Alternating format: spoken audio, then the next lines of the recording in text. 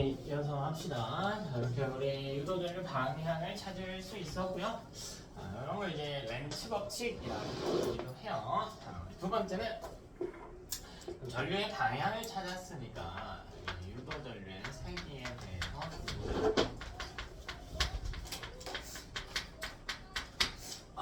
이제 많은 친구들이 놓치는 거.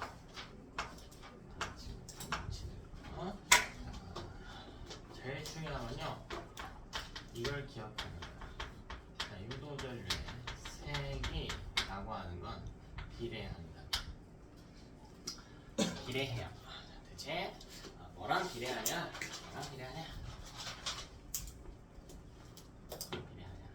지금 전류가 코일에 흘렀어. 왜 흘렀어? 이유가 뭐예요?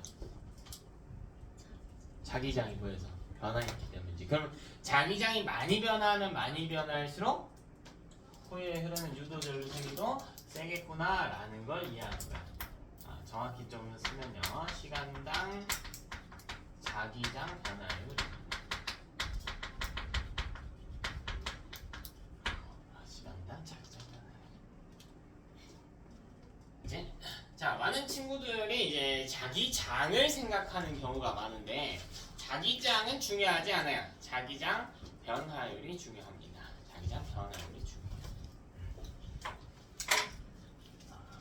상황 좀 이해를 해보자고요. 저한테요, 코일이라고 저를 가정을 하고 자석을 좀 가져와 볼게요. 아주 강한 자기장을 내뱉는 자석을 내 옆에 갖다 놓을게. 그럼 난 자기장을 지금 되게 강하게 받고 있죠. 몸엔 안 좋지만 그런 걸 좀 배제할게요. 자, 그럼 이때 코일은 이걸 좋아할까 싫어할까? 정말 강한 자석이, 세상에 제일 강한 자석을 내 옆에다가 딱 뒀어. 코일 옆에. 코일은 이게 좋을까요 싫을까요? 싫어? 좋지도 않고 싫지도 않다니까. 이걸 이해해야 돼, 얘들아. 좋지도 않고 싫지도 않아. 다만 이 친구가 움직이게 되면 내가 받는 자기장 색이 어떻게 돼? 변화하겠죠. 이게 싫다는 거예요. 자기장하고는 아무런 상관이 없어. 세상에서 제일 강한 자기장을 뿜는 자석을 옆에 갖다 놓더라도 애가 움직이지 않으면 코일은 싫어하지 않아. 전류가 흐르지 않아요. 자기장이 분명 많이 받고 있지, 자기장을. 근데 전류 흘러 안 흘러? 안 흐른다고. 됐어? 그래서 변화율이라는 표현에 집중을 해야 됩니다.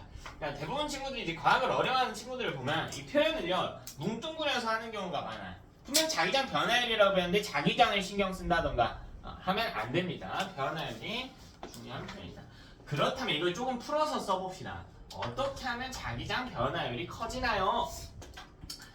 자, 첫 번째로요, 자석이 보내는 자기장 세기 자체가 약한 놈이라고 해볼까요? 애가 이 주변에서 왔다 갔다 해. 그럼 코일 입장에 짜증이 나죠? 변화하니까. 내가 자기장이 약해. 약한 놈이 왔다 갔다 해봤자 사실 변화가 크게 있지는 않죠. 그래서 자석 자체의 세기가요, 약한 놈보다는 큰 놈, 더 센 놈을 갖다가 왔다 갔다 하면은 A 입장에서 자기장 변화율이 커진단 말이지. 자, 두 번째, 이 자석을 천천히 움직일 때, 빠르게 움직일 때를 비교해보는 거야. 천천히 움직이면 변화야 하지. 많이 변화할까? 아니죠. 저 멀리 있는 자석을 갑자기 나한테 슝 당겨와 볼까요? 코일한테? 그 변화가 어때요? 더 많아지겠죠. 그럼 전류 세기가 커진다고. 자, 이걸 표현하는 거예요. 뭐라고 하냐면 강한 자석일수록 또 속력이 빠를수록 전류 세기가 커집니다. 단 아까 이야기했듯이 아무리 강한 자석이더라도 움직이지 않으면 전류는 흐르지 않아요. 자, 두 번째는 내용만 알고 우리 계산은 안 할 거예요. 이거 심화 파트 가서 할 건데, 자, 두 번째는 이 코일에 대한 이해를 하는 겁니다. 이 코일이요, 이렇게 한 바퀴만 감겨 있다. 한 바퀴, 두 바퀴 정도 감아놓을까요? 자, 이때와 여기에 네 바퀴를 감아놓을 때를 보는 거야. 그럼 이때 자석이 움직일 때, 이 코일 한 바퀴를 그냥 하나라고 해볼게. 하나. 그럼 이 코일 두 개가 변화를 받는 거죠. 근데 코일 네 바퀴를 감아놓으면 이 주변에서 왔다 갔다 할 때 코일 네 개가 변화를 받는 거란 말이야. 그럼 이때 변화율이 더 크다라는 겁니다. 그래서 두 번째 내용은 뭐냐? 단위 면적당이라는 표현을 쓸 거예요. 단위 면적당 코일 감은 수가 클수록, 무조건 많이 감는다가 중요한 게 아니고요, 같은 면적당 많이 감는 게 중요합니다. 쉽게 이야기하면 빽빽하게 감을수록. 그럼 전류의 세기도 됐지? 자, 이게 전자기구조에 대한 기본 내용입니다. 사실 이 정도는 우리 중3 단계에서 다 하는 거고요. 이걸 가지고 우리 처음에 이야기했던 대로 4가지 유형으로 나눠서 설명할 겁니다. 첫 번째 유형을 좀 살펴봅시다. 첫 번째 유형을 좀 자, 첫 번째 유형은요, 자석의 운동이에요. 자석을 움직일 겁니다.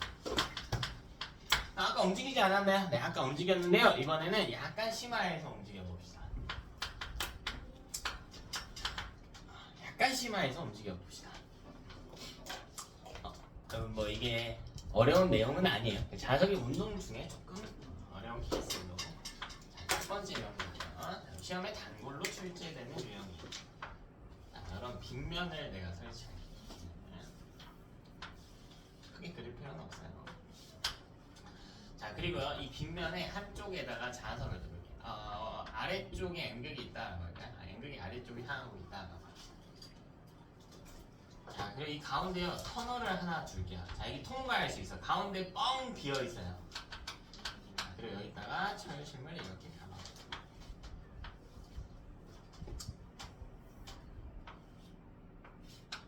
자, 그럼 일단 무슨 일이 일어날까? 자석이 슝 미끄러져 내려오겠지. 미끄러져 내려올 거야.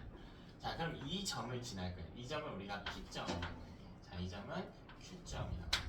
자, 지나서요, 통과해가지고 Q점까지 가세요. 다시 올라가다가 어디선가 멈추겠죠. 바닥과의 마찰은 고려하지 않을게요. 우리 아까 분명 자석이 움직임했거든. 이것도 결국 자석이 움직이는 거예요. 아까 그냥 이렇게 솔라이드를 놓고 여기서 자석이 이렇게 왔다 갔다 했잖아. 뭐 내리기도 하고 올리기도 했단 말이죠.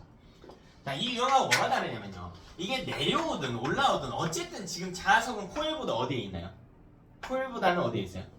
위에 있죠. 자, 코일의 위치랑 자석의 상대적인 위치가 변화하지 않는 유형이에요. 이건 기본 유형입니다. 내려오든 올라오든 어쨌든 자석은 코일보다 위쪽에는 있어요. 자, 얘는 보자고. 자, 자석이 P점을 지날 때는 코일보다는 어느 쪽에 있니? 왼쪽에 있죠. Q점을 지날 때는요? 오른쪽에 있지. 기준점으로부터의 상대적인 위치가 변화했단 말이야. 자, 이때는 그림을 꼭 2개로 나눠서 다시 그립니다. 그치? 여러분이 그리는 거야. 자, 먼저 P점을 지날 때를 한번 봅시다. 문제에서는 저 위에 그림밖에 안 줘요. 자, 여기가 N극이고요. 여기가 S극이야. 자, 그리고 여기 코일이 이렇게 있어요.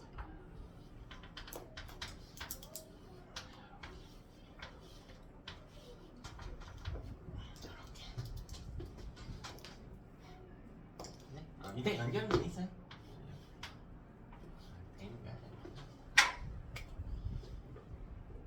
자, 그리고 이 코일이 자석이 코일 쪽으로 이렇게 이동하고 있어.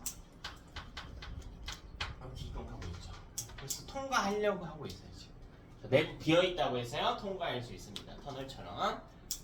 자, 그럼 코일 입장에서는 자석이 다가오기 때문에 받고 있는 자기장 세기가 어떻게 돼버려요? 처음보다 세지겠죠. 이거 좋아 싫어? 싫다니까. 그럼 뭐라고 해? 자석한테 좀 오지 마. 이렇게 할 거 아니야. 여기에 극을 만든다고. 무슨 극?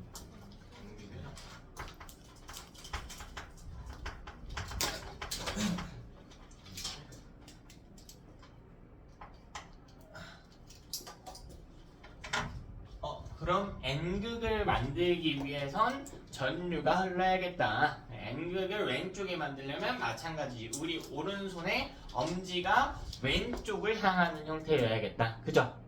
자, 그럼 여러분 이렇게 해서 손 펴보면 어딜 보고 있어? 손 등을 보고 있지. 감아볼까요? 이거 어디서 어디로 넘어가나요? 앞에서 뒤로 넘어가지. 이렇게 흐를 수 있게 하라고요. 이렇게 흐를 수 있게 하라고. 그러면 여기 담겨있지 않은 쪽 기준에서 출발해서요, 왼쪽 길로 들어가야, 이 길 따라가야 앞에서 뒤로 넘어가겠네, 전류가. 만약 여기서 오른쪽으로 출발했다면 뒤에서 앞으로 넘어오는 형태니까 아니라는 거지. 자, 이때 이런 식으로 극을 만드는 이유가 뭐냐면, 이 코일이요, 자석을 어떻게 하기 위하면? 좀 밀어내기 위함이죠. 밀어내는 힘을 뭐라고 불러요? 청력이라고 불러. 자, 코일이 자석에게 청력을 가할 거예요. 어느 방향으로요? 방향이라고 하는 건 동서남북 상하 좌우 위 아래 이런 걸 이야기해요. 어느 방향으로? 왼쪽 방향으로 무슨 힘을? 청력을. 코일이 자석에게 청력을 가해. 표현은 좀 잘 봐야 돼요. 조금 짜증나게 되면 이런 거야. 자석은 코일을 어디로 밀까? N극과 N극은 서로 어떻게 하는 거야? 사실 미는 개념인 거지. 그러니까 코일은 자석을 왼쪽으로 밀지만 자석은 코일을 어디로 밀어요? 오른쪽으로 밀겠지. 그러니까 이런 것들은 구분을 좀 하셔야 되고, 사실 보통 대부분의 문제에서는 자석이 받는 힘의 방향을 물어봐. 왜냐면 코일은 고정시켜 놓거든. 힘을 받는다고 해서 속력이 변화하거나 하지 않도록 고정시켜놔요. 이제 자, 이런 그림이 있겠구나. 별로 귀찮지 않죠? 자, 그럼 Q점도 한번 그려보자고요. 자, Q점을 지날 때는 코일이 여기 있고, 코일 위치는 똑같아요. 공간이 많이 비니까 제가 이렇게 해놓은 거고.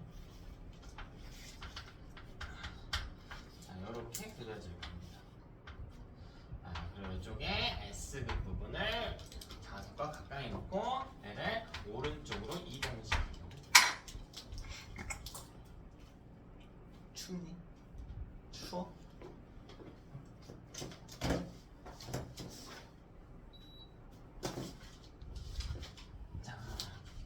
그러면 코일 입장에서는 자석이 멀어지는 상황이네.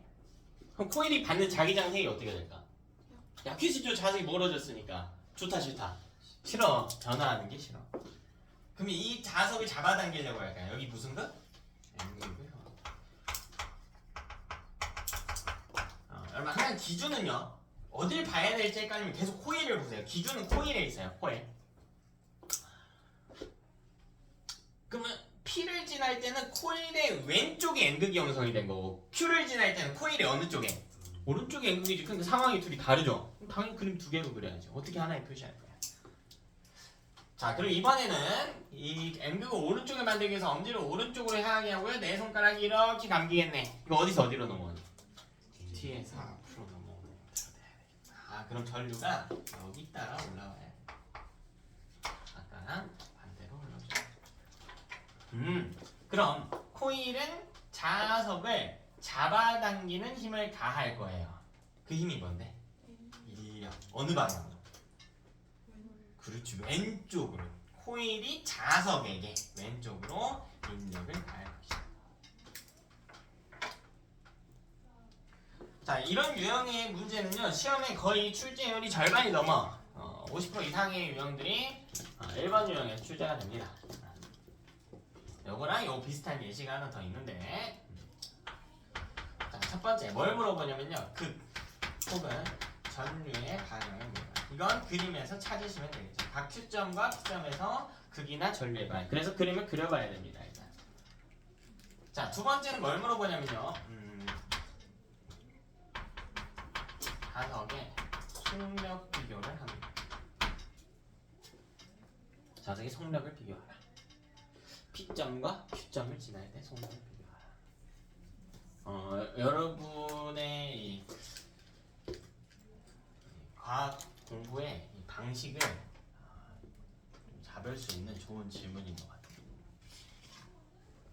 생각해 볼까요? P점을 지날 때와 Q점을 지날 때 어디서 더 빠르지? 마찰은 없습니다. 각자 한번 생각해 볼까요? 그리고 그 이유도요. 자, 그리고 왜 자기가 그렇게 생각을 했는지 따져봐야 돼. 왜 그렇게 생각을 했는지.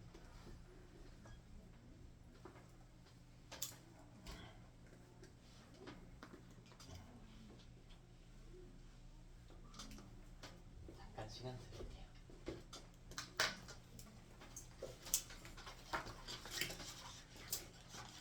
결과는 중요하지 않아. 여러분, 사고하는 방향이 중요한 거지 결과는 중요하지 않아.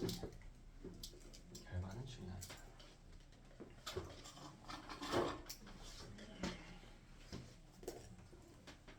결과는 중요하지 않아. 성아, 생각해봤어? 하고 있어? 진우야, 어디서 더 빠를까? 잘 모르겠나? 어디까지 생각해봤지? 어디를 생각하다가 바뀌었어요?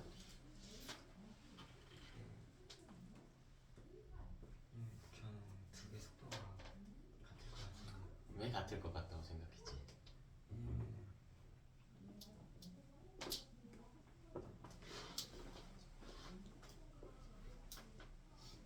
괜찮아, 생각해. 그 과정 자체가 너 레벨을 오르는 거야. 답을 못해도 상관이 없어.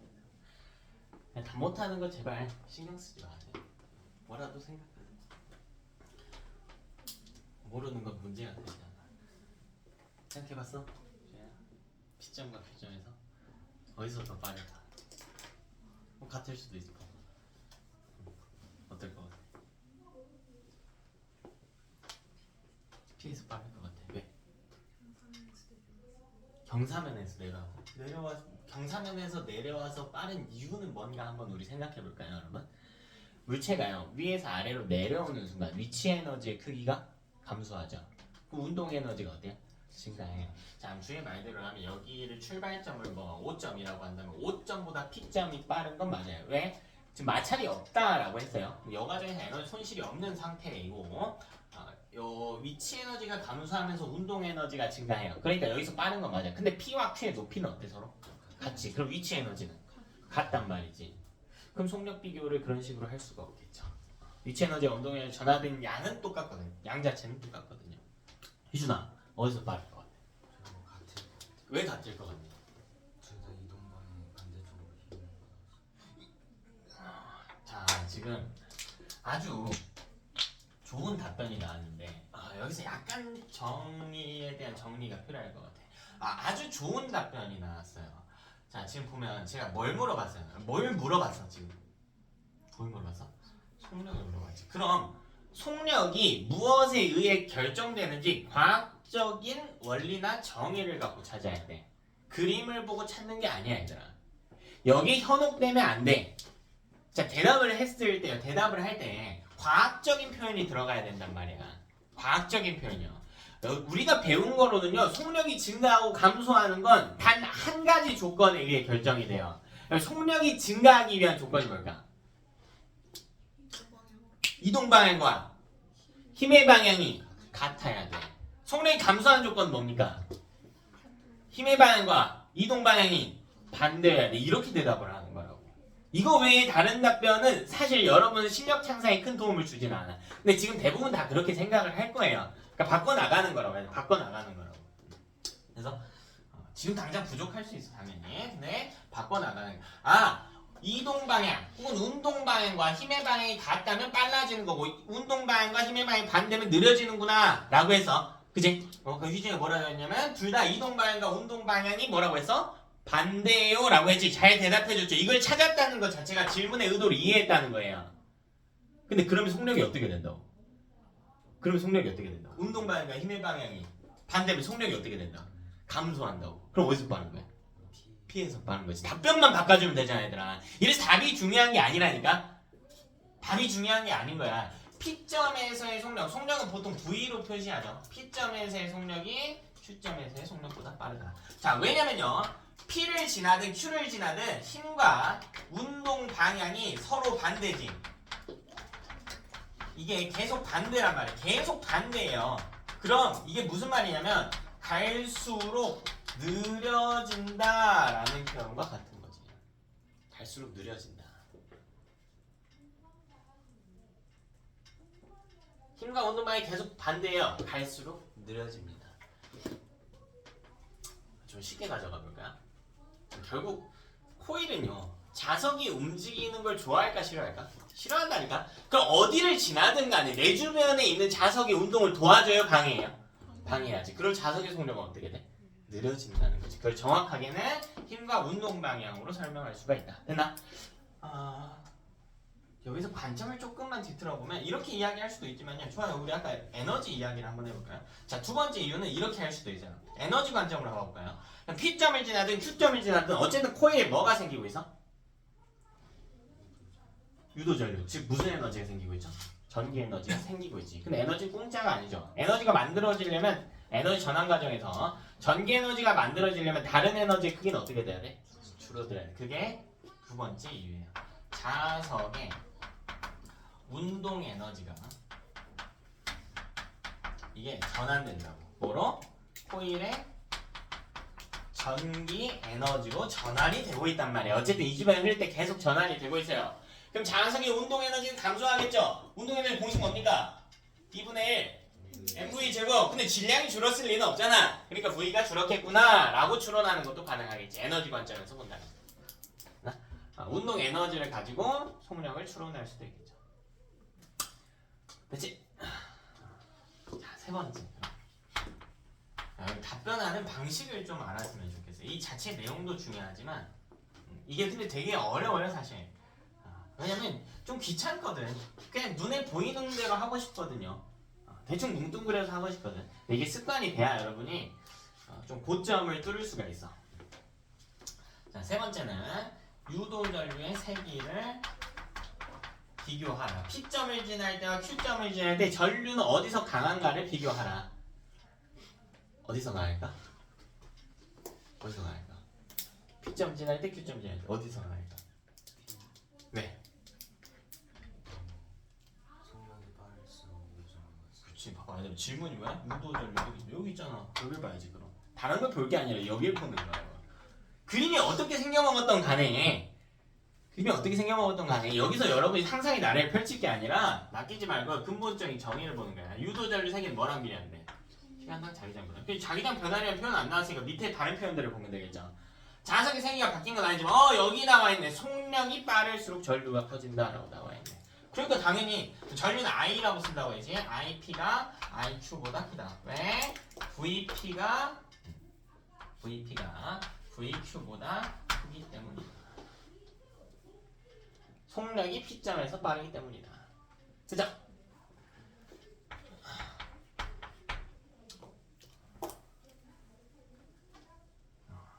됐죠?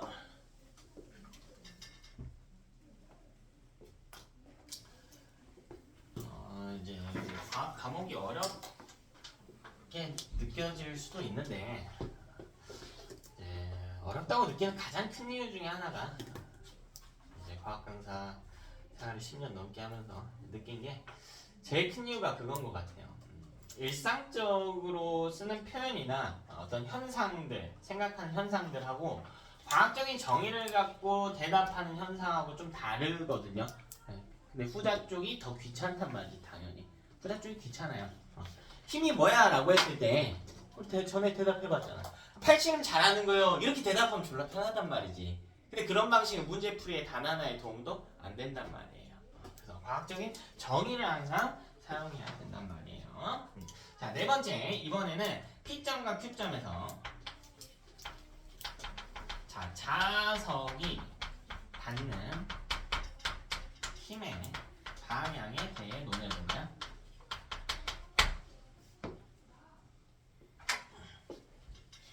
자, 이것도 여러분이 한번 생각해보세요. P점과 Q점에서 자석이 받는 힘의 방향.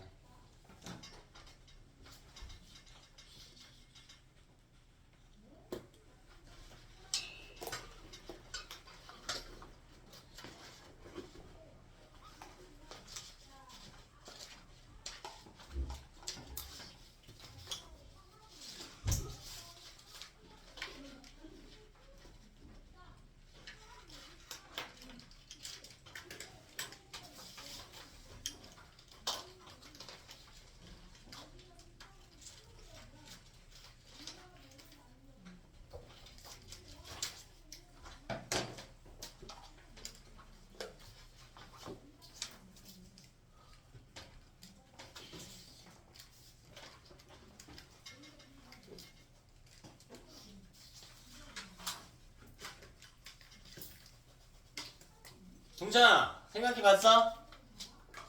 P점과 Q점의 자석이 받는 힘의 방향 생각해봤어? 어떨까 둘이? 둘이 어떨까? 자석이 받는 힘의 방향 서로 어때요?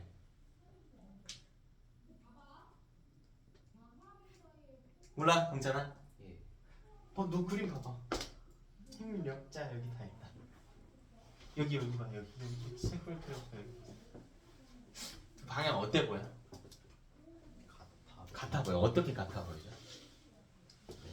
왼쪽으로 같아 보이나? 같아요. 잘 대답했는데 뭘 몰라. 잘 대답했구만. 넌 생각할 수 있는 능력이 있어. 자, 완벽히 대답해줬어요. 왼쪽으로. 그치? 틀려도 돼. 내가 틀려도 되고 안 하도 돼. 중요하지 않아. 자꾸 입 밖에 내봐야 돼. 좀 이상하지만 난 너네가 많이 틀려봤으면 좋겠어. 일부러 질문할 때도 내가 여러분은 바로 심리전을 좀 걸 때가 있는데 좀 틀려봤으면 좋겠어요. 그게 기억이 오래 남거든. 그게 기억이 나. 자, 이게 반대 아닌가요? 라고 생각한 친구들이 분명히 있을 거야. 자, 왜냐면 인력과 청력이기 때문이야. 인력과 청력이 반대라고 생각하는 경우가 많아요. 그건 기준점으로부터 위치가 같을 때야. 예를 들면 내가 어떤 물체가 있다라고 합시다. 자, 이 물체를 밀어볼게요. 그럼 너네 기준으로는 지금 왼쪽으로 밀고 있죠? 당겨볼게요. 어느 쪽으로 당기고 있나? 오른쪽으로 당기고 있지. 분명 둘이 어때 보여? 반대인 것 같아 보여. 근데 이건 기준점으로부터 상대적 위치가 다르다니까. 이게 무슨 말이야? 내가 너네 기준 오른쪽에서 이 물체보다 오른쪽에서 물체를 밀어볼게. 어디로 힘을 가하고 있니? 왼쪽으로 가고 있지. 근데 물체보다 왼쪽에서 당겨볼게요. 이번엔 어디로 가고 있습니까? 똑같이 왼쪽으로 가고 있지. 그러니까 청력과 인력은 사실 종류인 거고 정확히는 방향이 아니야. 이게 헷갈리는 이유는 방향에 대한 이해를 못했기 때문이야. 내가 아까 그랬죠. 그래서 방향은 상하, 좌우, 동서남북, 위아래 이런 걸 이야기한다고. 인력, 청력은 종류인 겁니다. 그치? 해주시면 좋겠죠.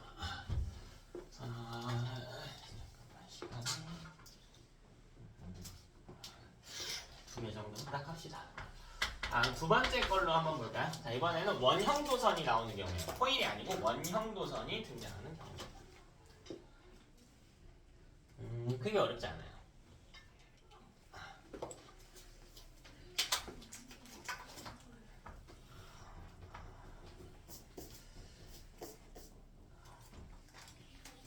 방향 찾는 것 정도입니다. 원형 모양의 도선.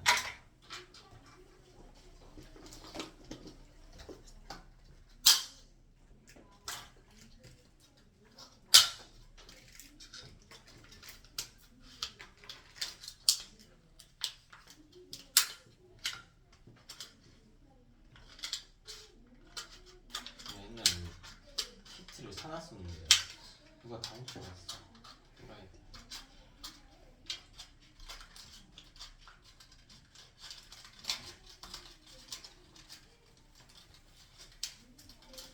열심히 만들었다. 원형 도선. 원형 도선. 잠깐 뭐 하나 했을 텐데 원형 도선이에요. 여러분 조금 보기 편하게요. 보기 편하게 좀 색칠을 칠해줄게. 잘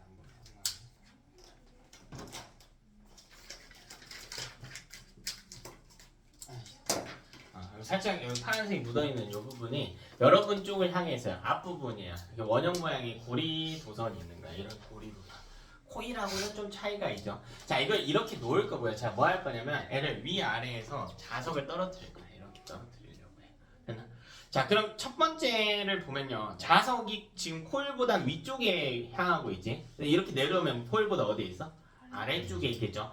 코일로부터 상대적인 위치가 다른 유형이죠. 그래서 얘랑 묶이는 건데 얘는 연직 방향으로 놓고 보는 거예요. 자, 그럼 여기 자석 놓을게요. 아래쪽을 향하게 할게. 코일로 다가오는 극이 있을까요? 소녀 무슨 극으로 할까? N극 S. 너가 정해. N극으로 하래요. 그냥 N극으로. 자, 이렇게 내려오는 지점이 있을 겁니다. 그럼 여 지점을요 P점이라고 하고 요 지점을 Q점이라고 합시다. 자, 이럴 때는 조금 귀찮더라도 그림을 나눠서 그려주라는 겁니다. 여기가 살짝 진하게 칠해줘야 돼요. 이게 우리 눈에 보이는 쪽입니다. 여러분 기준 여기 제 왼손가락이 지금 다 있는 여기. 여기가 앞부분. 오케이? 여기가 뒷부분.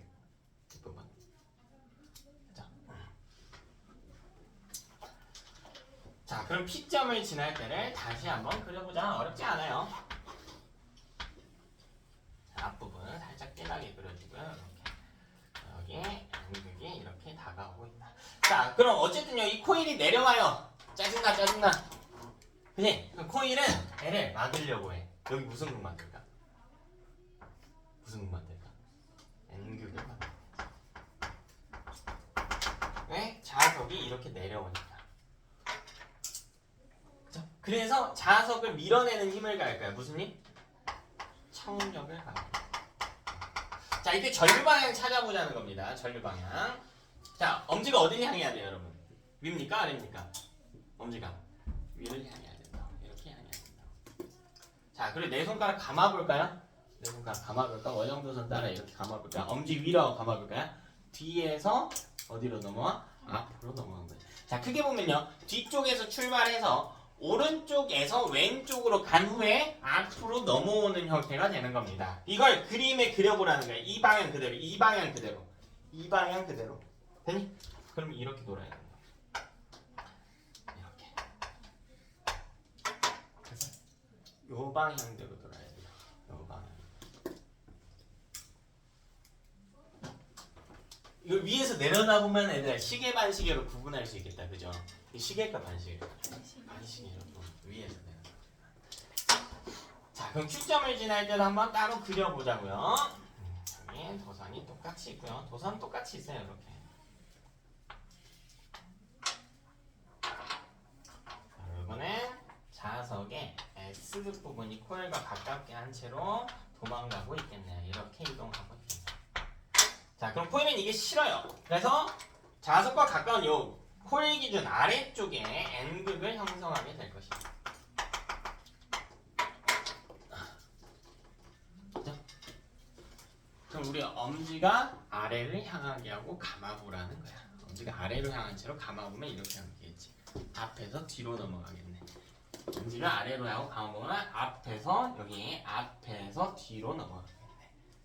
자, 그래서 전류 방향이 이렇게 돌아줘요. 아까랑 반대구나. 하나. 자, 그럼 이건 인력이 위로 작용합니다. 자, 우리 자연학화 운동 한번 해볼까요? 자연학화 운동. 자, 공기장은 없는 세계관이라고 할게요. 자, 제가 나무 도막을 떨어뜨리고요. 쇠구슬 하나 떨어뜨릴게. 철로 된 쇠구슬을. 철은 이제 자석이 성질을 강하게 띄는 자성이라고 하는데, 자, 이런 거 없어요. 자, 나무 도막하고 쇠구슬 중 누가 먼저 떨어집니까? 같은 높이에 출발할게요. 똑같이 떨어져. 이게 자연학화 운동이지. 보자. 자, 근데 이번에 똑같이 자연학화 운동인데요. 나무 도막하고 쇠구슬을 여길 통과시켜서 떨어뜨려 볼게. 근데 나무 도막은 자성이 없거든요. 그게 없어요. 자기장을 띄지 않아. 누가 먼저 떨어질까? 나무 도막이 먼저 떨어지지. 왜? 쇠구슬은 자석하고 똑같다고 생각하면 돼. 내려가는 동안 자꾸 코일이 떨어지는 걸 어떻게 방해하니까 늦게 떨어지는 거야. 이해되니? 돼요. 자, 그럼 이번에 우리가 간단하게 P점과 Q점의 속력 정도 비교해 볼까요? 자, P점과 Q점 중 어디서 빠를까요? 자, 비교하는 게 불가능합니다. 자, 왜 불가능한지 한번 보자. 그럼 속력을 보려면 운동과 힘을 봐야 되거든. 분명 운동은 둘 다 어디로 하고 있어요? 아래로 하고 있어. 힘은 어디로 받고 있어? 위로 받고 있어. 그러니까 운동 방향과 힘의 방향이 어때? 반대니까 어떻게 될 것 같아? 계속 느려질 것만 같단 말이지. 근데 애랑 달라. 왜 다르냐면 애는 어떤 힘도 영향을 받을까? 그렇지. 잘 찾았다. 근데 중력은 어디로 해요? 아래로 중력을 받아. 여기도 마찬가지. 중력을 어디로 받아? 아래로 받죠. 그치? 근데 중력하고 이런 자석에 의한 이 청력과 인력이 자기적 인력, 자기적 청력, 자기력이라고 하는데 자기력 중에 누가 큰지 몰라요. 비교를 못합니다. 이건 어떤 자석이냐에 따라 다른 거야. 그럼 잘 생각해봐. 자기력이 중력보다 강하면 속력이 어떻게 될까? 자기력이 이 위로 미는 힘이 아래로 당기는 중력보다 강하면 속력이 어떻게 될까요? 느려지죠. 느려지죠. 그치? P가 더 크죠. 갈수록 느려져요. 그럼 자기력을 진짜 매우 강하게 해볼까요? 중력을 완전 상승시킬 만큼? 그럼 이 자석이 어떻게 될 수도 있을까? 그치, 떠있을 수도 있죠. 공중에.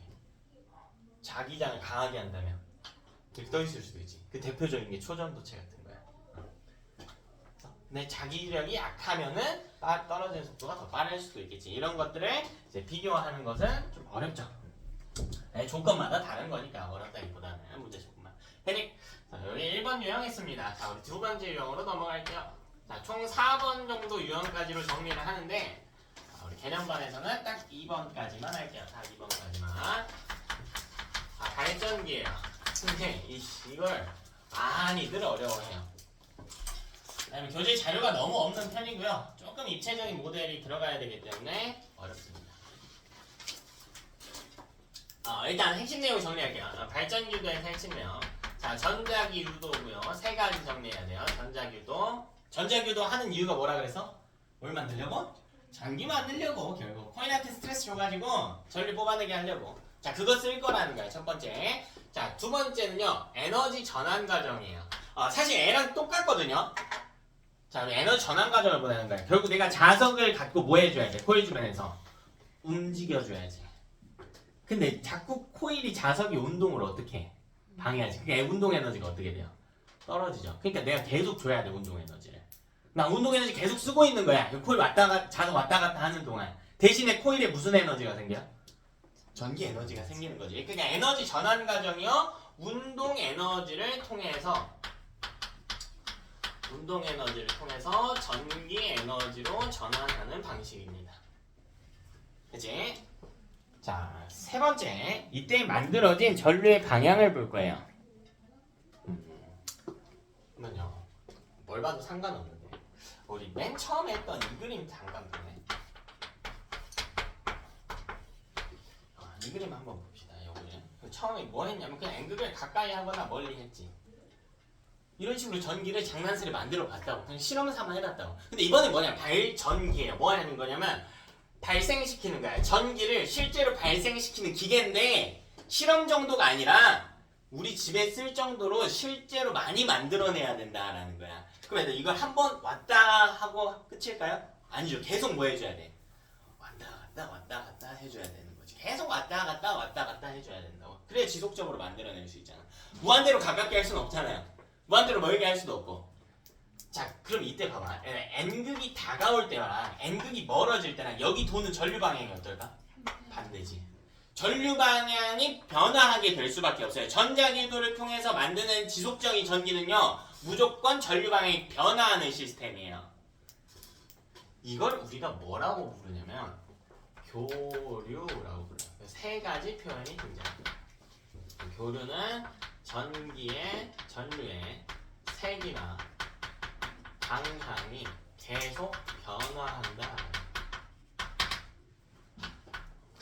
자, 전류의 색이나 방향이 계속 변화한다. 자, 쉽지 않아요. 우리 그림도 그려야 되고요. 칸 좀 넓게 쓸게요. 자, 먼저 어떻게 생겼는지나 한번 봅시다. 자, 자석의 N극 부분이 이렇게 놓을게요. 당연히 옆에는 S극이 있는 거예요. 자, 그리고요. 반대쪽에 자석의 S극 부분도 하나 설치할게요. 자, 그리고 가운데에 자석이 있으면 자기장이 있으니까 코일도 하나 설치해줘야겠네요. 코일을 눕혀놓을게. 코일은 어떤 모양으로 준비할 거냐면 이런 모양으로 준비할게요. 열심히 만들었죠. 그죠? 아까 꼼지락대더니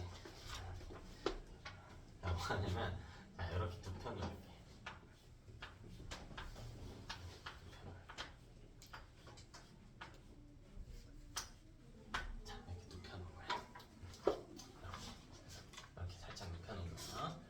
프라이팬 정도로 생각해도 괜찮을 것 같아요. 프라이팬?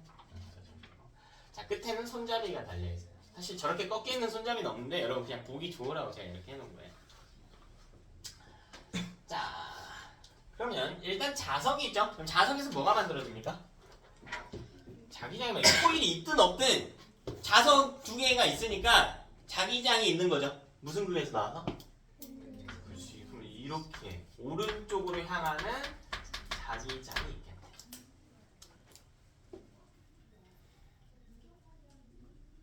발전이 많이 어려운데요. 오늘 기초 내용만 할 거예요. 그러지 마시고.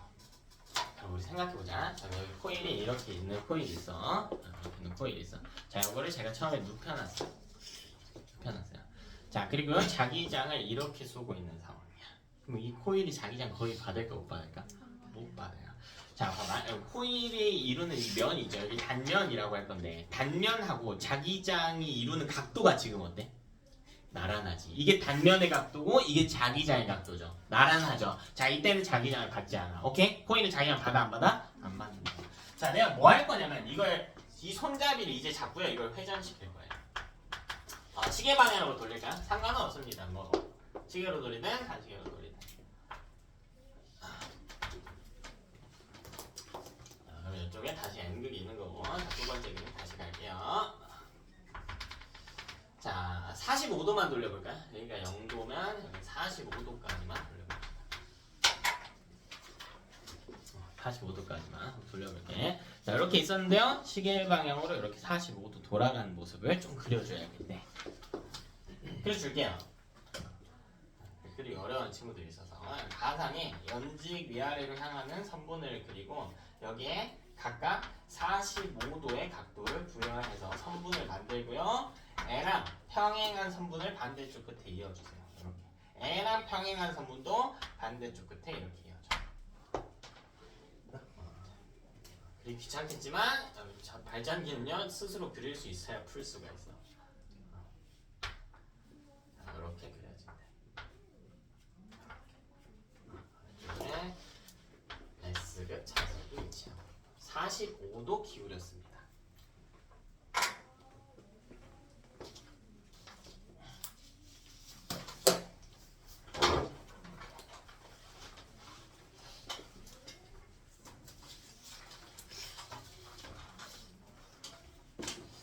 어떻게 돌아갔는지 이해를 돕기 위해서 제가 잠깐 한쪽 부분에 색칠을 좀 해드릴게요. 여기 빨간색으로 색칠한 부분 보이나요? 여기 이 부분. 자, 이게 지금 여러분 기준 왼쪽에 위치하고 있지. 자, 이걸 45도 돌리면 상대적으로 위쪽에 위치하고 있어. 위쪽에. 이 성분을 표시를 해줄게. 자, 여기가 빨간색으로 칠한 부분이거든. 여기가 이렇게 들어갑니다. 그래서 뭐 여기에 특별한 게 있는 건 아니에요. 이제 여기를 기준으로 한번 생각을 해보자는 거지. 지금 45도 돌아갔네요. 45도. 그러니까 이렇게 자기장이 좀 통과하기 시작하겠네. 누워있을 때는 자기장을 안 받았죠. 누워있을 때는. 네, 받고 있죠. 자기장 세기가 어떻게 돼서? 증가했네.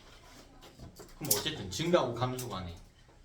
자기장 세기가 변화했네. 호일에 뭐가 흘러? 전류가 흘러. 자, 이게 발전기의 핵심이야. 이 뒤에는 조금 복잡한 계산 문제가 들어가지만 핵심은 이거예요. 결국 코일을 회전시키게 되면 코일이 받는 자기장 세기가 어떻게 돼? 변화한다는 거지. 자기장 자체의 세기가 변하는 게 아니야, 얘들아. 자석은 똑같이 자기장을 쏘고 있거든. 선풍기 바람은 똑같이 오고 있는데 내가 누워있다가 쓴 거예요. 어떤 느낌인지 알겠어요? 그래서 코일이 받는 자기장 세기가 변하는 상황이겠지. 자, 조금만 더 돌려볼까요? 90도까지만 돌려볼까? 여기 N극 부분. 자, 90도는 쉬워요. 여기 연직인 선, 그리고 여기 60도. 그리고 얘랑 나란한 선분. 얘랑 나란한 선분. 이렇게.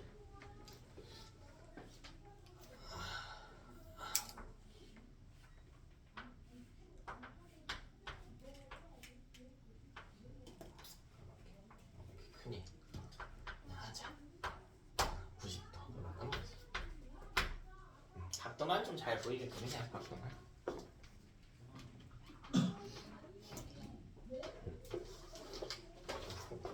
뭔가 커졌는데.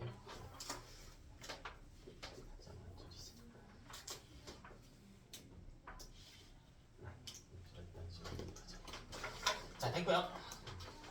요거를 다시 세워보자고. 이렇게 설 거예요. 이렇게 90도까지. 이렇게 완전히 설 거야. 그죠? 그 빨간색 부분이 완전히 위쪽에 위치하고 있지. 빨간색 부분이 여기 이렇게. 하나. 조금만 더 돌려볼까요?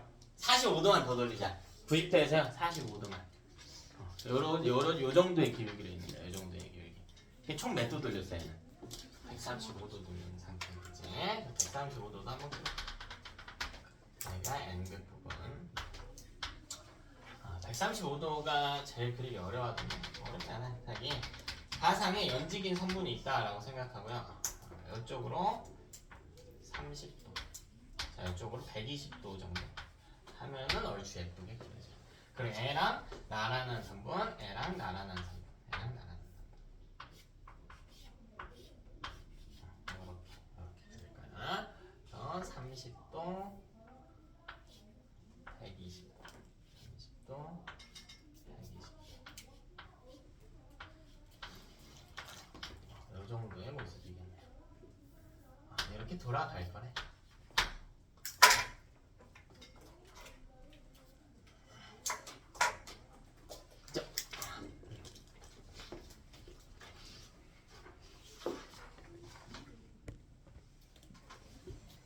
이거 해석하면 끝나요. 그러니까 우리 기준 지금 이렇게 있는 겁니다. 이렇게. 135도.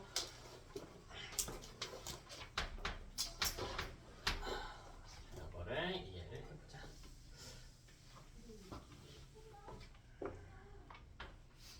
그래프를 좀 보여드려. 그래프도 이제 좀 많이 봐야 되는데. 자, x값이 시간이고 y값이 자기장. y값은 양수, 음수 둘 다 존재할 수 있도록 그려놓을게요. 음수가 존재하는 형태.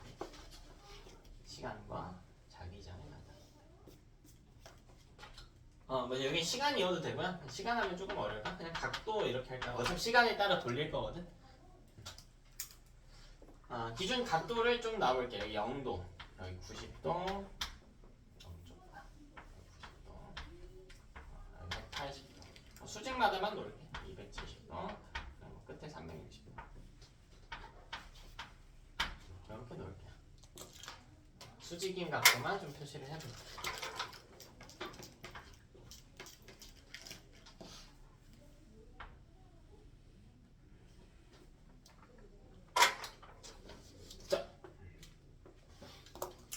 모습을 한번 살펴봅시다. 자, 지금 처음에 어떤 모습으로 출발할까요? 요거 좀 눕힐게요. 이렇게 눕힐게요.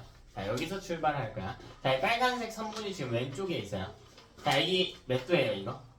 0도예요. 자기장을 받지 않아요. 자, 0도일 땐 자기장 받아, 안 받아? 안 받아. 아예 안 받는 거예요. 나란하면 아예 안 받아요. 즉, 점이 여기 원점을 그대로 찍을 거야. 자, 그 다음 90도까지 돌려볼게. 자, 이렇게 있었거든요. 빨간색 선분 왼쪽에 지금 있어. 너네 기준으로 이렇게 봐야 되구나. 자, 그러면 점점 90도에 가까워질수록 받는 자기장 세기가 어떻게 될까? 세지겠죠. 세지겠지. 자, 그리고 90도일 때에서 더 넘어가 볼까요? 그럼 이번에는 받는 자기장 세기가 어떻게 될까? 약해지지. 수직일 때 제일 센 거고 나란할 때 0인 거야. 그러면 180도가 되면 받는 자기장 세기가 완벽히 얼마가 돼? 0이 될 거야. 다시 270도가 되면 받는 자기장 세기가 최대가 될 겁니다. 봐봐, 근데 90도일 때는 이렇게 받았단 말이야. 자기장을 이렇게 받았어. 뭐 종이 아무것도 없으니까 뒷면이라고 합시다. 뒷면에 자기장을 받고 있죠. 여기서 근데 270도, 180도 더 돌려야 돼, 이렇게. 어디에 자기장을 받게 되니? 앞면에 받게 되죠. 세게 받는 건 맞는데 둘이 받는 방향이 어떻게 됐어? 반대가 되지. 우리 물리에서 방향이 반대인 거 어떻게 표시하죠? 그렇지, 마이너스 플러스 표시하죠.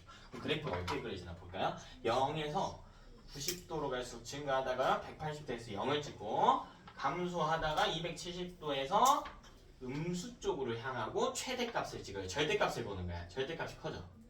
그리고 다시 360도 이렇게 들어간단 말이에요.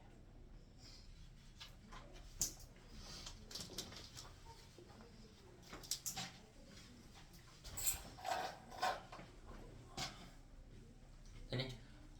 우리 수학 공부 좀 열심히 한 친구들은 이게 닮아 있을 것 같아. 사인 함수와 닮아 있겠죠. 그렇다고 우리가 지금 삼각함수 하자는 게 아니야. 삼각함수 하자는 게 아니야. 근데 그래프가 나오면 항상 제가 뭐부터 하라고 했냐면 어떻게 생겼든 간에 문제가 뭐든 간에 그래프 분석부터 하라고 했어요. 그래프가 뭘 의미하는지는 알아야지. 이 그래프에서 y값은 뭡니까? 자기장 세기. 그냥 자기장 세기인 것뿐이야. 다시 자기장 세기인 것뿐이야. 눈에 보이죠? 자기장이라고 적혀져 있네요. 자기장 세기는. 그럼 자기장 세기는 전류랑 상관이 있었나? 자기장이 세면 전류가 어땠죠? 상관없었지. 아무 상관이 없었죠. 아무 상관이 없었어. 그러니까 전류 세기는 뭐랑 우리 전류 찾는 게 목표야 이 파트에서. 전류 세기는 뭐랑 상관이 있었어요?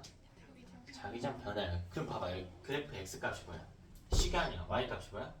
자기장인 거야. 자기장 변화는 있어 없어? 이 자체는 없지. 그럼 다른 거 생각을 해봐야지. 뭐 생각할 수가 있어? 그래프의 기울기를 생각해 볼 수 있어. 그럼 이 그래프의 기울기는 x 값의 변화를 한번 해. 시간당 y 값의 변화를 자기장 변화를 해. 이게 비례하네. 이게 비례하네. 뭐랑 비례할까? 그렇지, 전류세기랑 비례. 자, 이것 때문에 친구들이 많이 틀립니다. 많이 어려워. 사실 별것도 아닌데. 하나씩 볼까요, 그럼? 각 각도별로 한번 봅시다. 좀 묶을게요. 각도 하나하나 가면은 너무 피곤하니까 하나씩 묶을게. 자, 먼저 0도, 180도, 270도. 내가 뭘 묶은지 알겠어요? 270이 아니고 360. 어떤 각도들을 묶었는지 알겠어? 자기장과 호일의 단면이 어떤 각도야? 나라는 각도. 그래서 평행은 각도. 나란할 때. 이게 0도든 180도든 360도든요. 나란한 경우. 그럼 이때 자기장 받는다고 해서 안 받는다고 했어? 안 받는다고 했단 말이야. 그럼 이때는 자기장 자체의 세기는 0만큼 받는단 말이죠. 코인이 받는 자기장 세기가 0이에요. 많은 친구들이 그런단 말이야. 그럼 받는 자기장 0이니까 전류 0 아닌가요? 자기장과 전류는 상관이 없다. 이걸 계속 말해도 계속 그렇게 생각해. 왜? 그게 편하거든. 원래 공부는 불편하게 해야 돼. 그리고 조금 귀찮더라도 뭘 따져야 된다? 자기장 변화율. 근데 자기장 변화율은 이 그래프에서 뭘로 따져야 된다? 그래프에 기울기로 따져야 된다. 요거는 자기장 세기 y 값이 0인 건 맞아. 근데 그래프의 기울기를 구하는 게 쉽지 않을 것 같아요. 왜요? 왜 이거 그래프 기울기 구하는 게 쉽지 않을까? 다 구할 수 있나? 곡선이니까. 근데 곡선의 기울기를 구할 수 있을까? 못 구해요. 왜 못 구할까? 곡선의 기울기는 못 구해. 말 자체가 좀 이상해요. 이 곡선 전체의 기울기를 한 번에 구할 수 있는 방법은 이걸 봐봐요. 여기까지 언덕이라고 생각해봐. 여기 올라간다고 생각해봐. 처음엔 되게 가파르지. 근데 갈수록 어떻게 돼? 점차 완만해지다가 나중에는 전혀 가파르지 않게 되지. 이게 기울기 아니야? 기울기가 점마다 어떻게 돼요? 변화하지. 그러니까 곡선의 기울기를 따진다는 말은 이상한 말인 거지. 다만 곡선에 대신 뭘 구할 수 있냐면 각 점마다의 기울기를 구할 수 있어. 이걸 하는 과목이 미분인 거고. 근데 미분을 하자는 게 아니야. 지금 미분을 하자는 게 아니고 기울기에 대소비계만 할 거야. 조금 크게 이렇게 보여줄게. 곡선은요 기울기를 한 번에 구할 수가 없어. 직선의 형태여야 돼요. 두 점이 있어야 되겠죠. 좌표가 두 개가 찍혀야 돼요. 대신에 이 한 점의 기울기는 구할 수가 있다. 자, 뭘 그릴까요? 이 점에서 접선을 그려보는 거예요. 이렇게. 접선은 직선의 형태로 나타나지. 각 점의 접선은. 그럼 기울기를 구할 수 있다니까. 근데 왜 안 구한다고? 미분 안 한다니까. 그리고 여기서도 봐봐. 접선의 기울기를 비교할 수 있어요. 그릴 수 있어. 자, 이제 뭐만 할 거냐면 우리는 애랑 첫 번째 거랑 두 번째 거랑 비교만 할 거야. 누가 기울기가 커요? 첫 번째. 여기 3번. 제일 어때? 기울기가 작아. 다시 기울기 크기가 어떻게 돼? 크기는 부호를 빼고 크기 절대값만 이야기하는 거야. 다시 기울기가 어떻게 돼? 발생했죠? 이렇게 내려가면 기울기가 방금보다 더 어떻게 돼? 커진다고. 이렇게 대소 비교만 하는 거라고요. 그럼 이 나란한 각도의 특징은 뭐냐면요. 여기서부터 앞으로 완만해져. 즉 여기가요. 제일 접선의 기울기가 큰 각도예요. 그려보면 여기 접선 이렇게 되거든. 첫 번째 지점의 접선이 더 크거든요. 즉 이 그래프의 기울기 값은 어떤 지점이야? 최대인 지점. 근데 기울기가 자기장 변화율이라고 했지. 이게 최대인 지점이에요. 즉 전류 값이 어때? 최대인 지점이에요.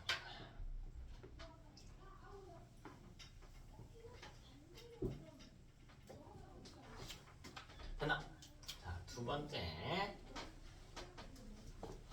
자, 90도나 270도.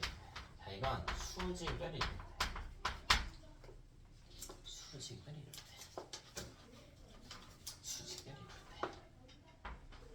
자, N은 이때 Y 값을 볼까요? 자기장 세기. 이 그래프에 뭘로 찾아? 그래프 Y 값으로 찾는 거야. 이거는 최대지. 근데 이건 전류랑 상관이 없으니까. 자꾸 애들 그냥 여기 크니까 여기 전류 센 걸로 안 돼. 아예 해석이 달라져. 그러나 이 지점은 자기장 세기는 최대인데요. 기울기가 정확히 얼마인 지점일까? 0인 지점이에요.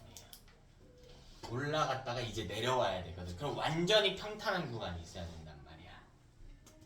그래서 이때 기울기가 얼마냐면요. 자기장 평탄.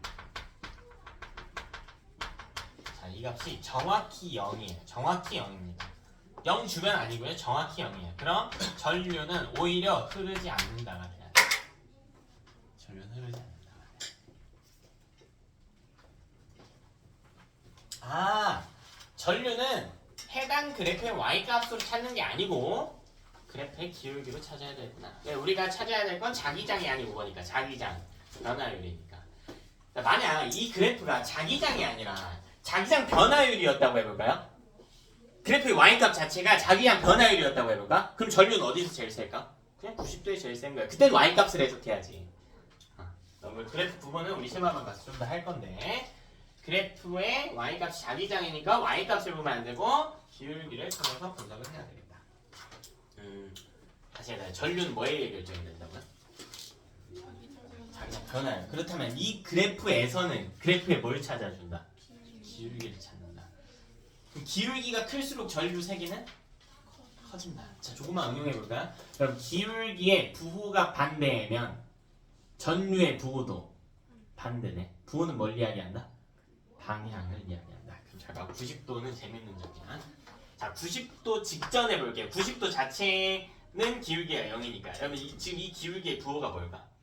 플러스죠. 근데 여기 지나면 뭐야? 마이너스지. 자, 270도 볼게. 자, 이렇게 270도 직전에 있는 점의 접선의 기울기 부호는 뭐예요? 마이너스. 근데 여기 이후는요? 플러스지. 부호가 바뀌는 지점이네. 요거는 심화반에서 하는 이야기인데, 자, 전류의 부호가 바뀌는 지점입니다. 왜? 기울기의 부호가 전후로 변화하는 지점입니다. 여기까지 할 수 있으면 잘하는 거예요.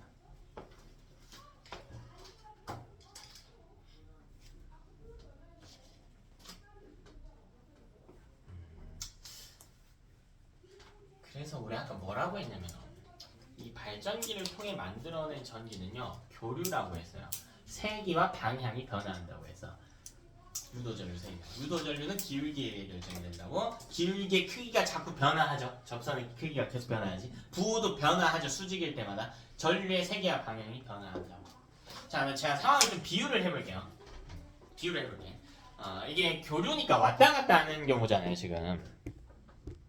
나머지 각도는 심화반 가서 할 거예요. 45도, 135도는 심화반 가서 할 거야. 자, 이렇게 생각을 해볼게. 제 위치를 좀 봐보는 거야. 제가 뭐 할 거냐면요. 여기서 출발할 거야. 출발해서 저기 문 쪽으로 갈 거예요. 문 쪽에 가서 뭐 할 거냐면 멈추고 찍고 돌아갈 겁니다. 원래 자리로. 그럼 이 그래프처럼 되는 거지. 왔다 갔다 하고 있는 거죠. 자, 그럼 제가 출발하는 지점에 대한 이야기를 해봅시다. 제 이동거리가 얼마인 지점이에요? 0인 지점이에요. 0인 지점. 자, 그리고 출발해서 도착할 건데 바로 앞까지밖에 안 갈 거야. 자, 일정한 속도 변화를 가질게요. 자, 그럼 도착할 때 내 속도는 얼마가 돼야 되니? 0이 돼야 돼. 정확히 0이 돼야 돼. 왜? 돌아가야 되니까. 도착해서 돌아가야 되니까. 정확히 반대로 가려면 멈춰야 되거든요. 완전히 직선 구간에서 그냥 멈추지 않고 돌아서 가면 안 되나요? 아니, 완전 직선 구간에서. 직선 구간 내에서 돌아가려면 멈춰야 되거든요. 잘 봐. 그럼 내가 출발한 지점은 거리가 0인 지점이긴 해요. 근데 90도까지 갈수록 속도가 어떻게 될까? 90도까지 갈수록 속도가 점차 줄어드는 개념일 거 아니에요. 그래서 90도에서는, 그러니까 90도가 아니고 끝 지점에서는, 도착점에서는 완전히 속도가 얼마가 돼야 된다고? 0이 되는데 잘 생각해봐. 출발점은요, 내 이동거리가 분명 얼마인 지점이에요? 0인 지점이지. 근데 속력은 어떤 지점이에요? 제일 빠른 지점. 그게 0도야. 자기장은 얼마만큼 받고 있어요? 0만큼 받고 있어요. 자기장의 세기가 거리에 비유될 거야. 근데 실제로 자기장 변화율은 제일 크지. 이 속력이 제일 빠르다와 같은 표현이 되는 거예요. 미분 관점을 알면 좀 이해하기 쉬운데 같은 레벨에 있는 값들이거든요. 도착점을 볼게요. 자, 0에서 90 갔다가 180으로 돌아오잖아요. 너 y값이. 이걸 90도가 도착점이라고 보는 거야. 지금 내 이동거리가 어떤 지점이야? 분명 최대인 지점이. 근데 내 속력은 어떤 지점이야? 0인 지점이죠. 0인 지점이자 내 운동 방향이 어떻게 되는 지점이야? 이 이야기라고. 이 이야기라고. 그래서 이 이야기를 하는 건데 일단은 이 정도로 하고요. 45도, 135도 그리고 그 이외의 각도들에 대한 해석도 하기는 할 건데요. 그거는 이제 심화반 가서 할 거야. 근데 간단하게 비교는 한번 해볼까요? 45도와 135도일 때 흐르는 전류의 방향은 어떨까? 반대예요. 자, 어떻게 증명할래? 여기랑 여기 어떻게 증명할래? 기울기의 부호가 반대인 걸 이용해서 증명하면 되겠지. 요걸 통해서 기울기의 부호가 전류의 뭘 결정한다? 방향을 결정한다. 이런 것도 알 수가 있다는 거죠. 혹은 저는 이렇게 하면 안 되나요? 90도를 전후로 전류 방향이 바뀌었어요. 이렇게 해도 괜찮죠. 그렇게 해도 괜찮겠어. 여기까지 이해하면 되게 잘한 거야, 얘들아. 근데 100% 이해 못해도 괜찮아. 괜찮아. 어차피 우리 계속 반복해야 되는 파트인 거야. 고난도 문제 나올 때마다 제가 계속 이야기하지만 완벽할 필요가 없다. 완벽하면 그게 좀 이상한 거야. 잘못됐다는 건 아니고 그 친구가 특출나게 잘한 것 뿐이고요. 이해하지 못하는 게 당연한 일이야. 한 번 들어가지고 통합학 처음 하는 친구들이 한 번 듣고 100%다 이해했다? 우리 고3 수능을 그럼 뭐하러 봐요? 그냥 1학년 때 쳐버리지 뭐. 그럴 필요 없겠죠. 계속 반복해야 되는 거니까 반복해 마시고 다시 교재로 조금 넘어갈게요. 우리 110페이지로 잠깐 넘어와서 볼게요. 넘어와서 볼게요. 자, 이런 발전기들을 이용해서 실제로 설치를 해가지고 전기를 만들어내는 장소를 발전소라고 불러요. 그럼 이 발전소의 종류에는 다양한 게 있단 말이죠. 화력발전, 수력발전, 핵발전, 조력발전, 풍력발전 등등 있죠. 자, 자세한 발전 과정은 다음 주에 다룰 것이기는 하나, 자, 좀 러프하게라도 한번 봐보자고요. 결국 핵심이 뭐예요? 이때 전류 만들려면 뭐 해야 돼, 여러분은? 뭐 해야 돼? 잡고 뭐 해야 돼? 계속 돌려. 그래, 내가 이거 발전기 잡고 그냥 손잡이 저렇게 있다고 하자. 이거 잡고 돌려가지고 너네 집에 있는 전기 다 만들어줄까? 아니, 이거 사람이 하기는 좀 힘들죠. 대용량으로 해야 되니까. 실제로는 이런 모양의 손잡이가 있진 않아. 실제 발전소에서 이렇게 있진 않고 손잡이 사이즈가 어떨까? 훨씬 크겠지. 훨씬 큰 게 있어요. 여기 터빈이라고 하는 구동기관이 있거든. 이렇게 생겨가지고 터빈이라고 하는 구동기관들이 있어요. 톱니가 여기 막 중간중간 박혀져 있고 하는 게 있어. 이걸 돌릴 거야. 사람이 돌리진 않는다고. 그 차이가 뭐냐는 거. 발전소마다 이 차이가. 자, 핵심은 뭐예요? 어쨌든 터빈을 어떻게 해야 된다고? 돌리면, 그치, 회전시키면 뭐가 나온다고? 전기가 나온다고. 무슨 에너지를? 운동 에너지를 전기 에너지로 바꾼다고요. 어쨌든. 자, 그럼 발전소가 다양한 이유는 뭐냐? 이 터빈을 돌리는 방식의 차이인 것 뿐이다. 간단합니다. 화력 발전 볼까요? 자, 뭐 갖고 들는데? 화석연료 갖고 들리네요. 화석연료는 화학 에너지를 갖고 있습니다. 자, 뭐 하냐면요. 화석연료, 석탄, 석유, 천연가스 이 세 개를 떼가지고 물을 끓일 겁니다. 그럼 물이 수증기로 바뀌면서 스팀이 올라오겠지. 자, 그 위에 터빈을 놓는 거야. 그럼 스팀이 터빈을 어떻게 돼? 계속 때리죠. 그래서 돌아간다고. 자, 이 전환 과정 이야기해볼까요? 그럼 안 보고도 이야기할 수 있어. 화석연료는 무슨 에너지를 갖고 있어? 화학 에너지 갖고 있다고 했지. 물 끓였어요. 무슨 에너지예요? 물 끓였어. 온도를 증가시켰어. 열 에너지로 바꿨죠. 자, 그럼 수증기가 움직이네요. 수증기의 운동 에너지. 그걸 갖고 터빈을 돌렸네. 터빈의 운동 에너지. 손잡이 이름이 터빈이라고 그래서 마지막 코일에 흐르는 전기 에너지 이렇게 된다고. 그래서 핵발전이라고 하는 건 뭐냐? 우라늄 같은 것들을 이용해서 이제 원자력 발전소에서 핵 분열을 하는데 우리 아까 핵융합 배웠죠? 원자력은 핵 분열이에요. 다음 주에 좀 다룰 겁니다. 자, 어쨌든요. 이런 핵연료를 준비합니다. 핵연료는요. 핵 에너지를 가져요. 화석연료는 화학에너지고요. 핵연료는 핵에너지입니다. 달라요. 달라. 자, 그럼 이거하고 뭐 하냐면 똑같아. 물 끓여. 핵에너지에 출발해서 열에너지. 스팀 나오네. 수증기의 운동에너지. 터빈의 운동에너지. 마지막 전기에너지 이거라고. 수력발전은 뭐 갖고 돌린대? 물 갖고 돌린대. 물 어떻게 해서? 터빈 위에서 떨어뜨려서 이거네. 그 댐 같은 거 생각하면 댐 밑에 이렇게 설치해 놓는단 말이야. 낙차가 큰 곳에다가 낙차가 큰 폭포나 계곡 이런 데 밑에다가 설치해 놓는 거야. 이렇게. 그럼 물이 떨어져서 돌린다. 우리 사실 이거 옛날부터 썼죠. 이게 뭐야? 물레방아에 올린 거지. 이게. 옛날부터 썼단 말이야.